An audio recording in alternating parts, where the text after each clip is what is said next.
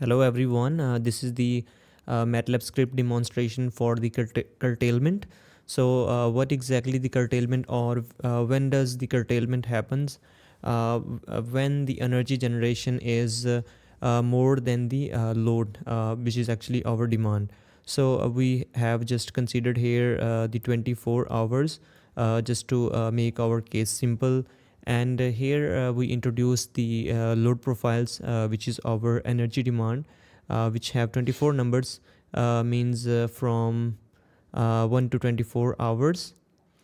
And here we have our generation profile, which we just take constant number or fixed number. Let's say it's 200 kilowatts for the case simplicity.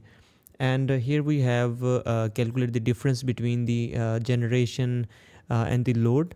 If generation is higher than the load, the extra energy is curtailed, means that extra energy is wasted. So finally here curtail energy difference, just to consider the only the positive numbers. So here just we price it 0.10 per kilowatt, and here summing up the curtail energy and all that stuff. So let's run this. So here the blue line shows the load profile, means from 0 to 5 hours, and from 20 to 25 hours we have less demand in kilowatts.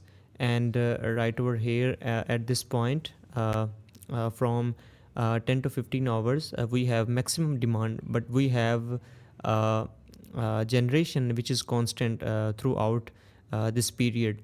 So that's why we have a lot of curtailed energy, which you can see from this to this point. So when we have less demand, load demand, then we have a lot of curtailed energy. So here by summing up the 24 hours, we have total 2400 kilowatts. And here in dollars we have this kind of $240 wasted energy.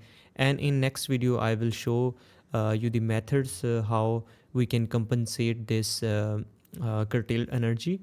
And if you like this video, please subscribe the channel, and thanks for watching.